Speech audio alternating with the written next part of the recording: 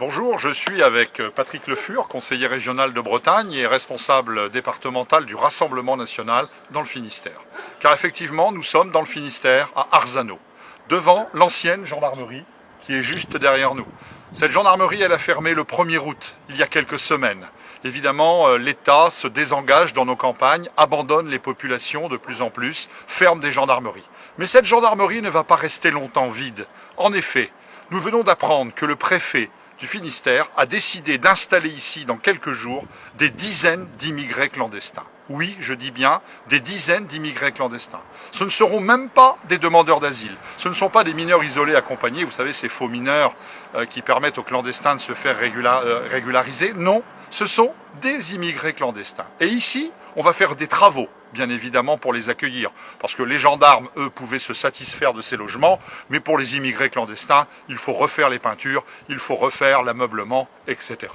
Oui, ces immigrés clandestins, avec votre argent, avec notre argent, vont être logés ici, vont être nourris, vont être soignés, vont être distraits également.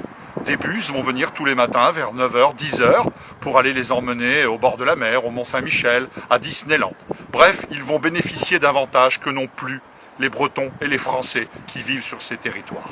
L'État nous dit qu'il n'y a plus d'argent. Effectivement, il nous dit qu'il n'y a plus d'argent pour la police, il n'y a plus d'argent pour la gendarmerie, il n'y a plus d'argent pour les EHPAD, il n'y a plus d'argent pour nos petits retraités, il n'y a plus d'argent pour aider nos agriculteurs. Par contre, de l'argent, il y en a beaucoup pour installer partout chez nous, dans nos villages, ici, en Bretagne, dans le Finistère, pour installer des immigrés entrés clandestinement en France. Chers amis, nous sommes face à un véritable scandale qui doit provoquer la colère des Français.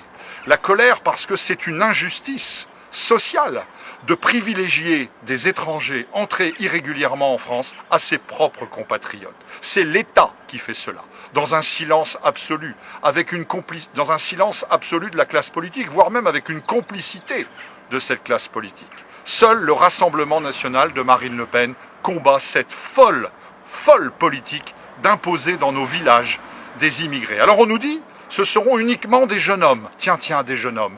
Mais on pensait qu'ils fuyaient la guerre. Nous, on a dans notre histoire malheureusement des souvenirs tristes. Quand on fuit la guerre, on emmène sa femme et ses enfants. Non, apparemment, les femmes et les enfants seraient restés dans la guerre. Il n'y a que des jeunes hommes. On se moque de nous. On se moque des Français avec leur argent. Ce scandale doit cesser. C'est pourquoi nous sommes ici à Arzano aujourd'hui pour dire non à Monsieur le Préfet, non à l'État, non à cette classe politique qui est complice de l'installation de ces immigrés clandestins au cœur de nos plus beaux villages de Bretagne et de France.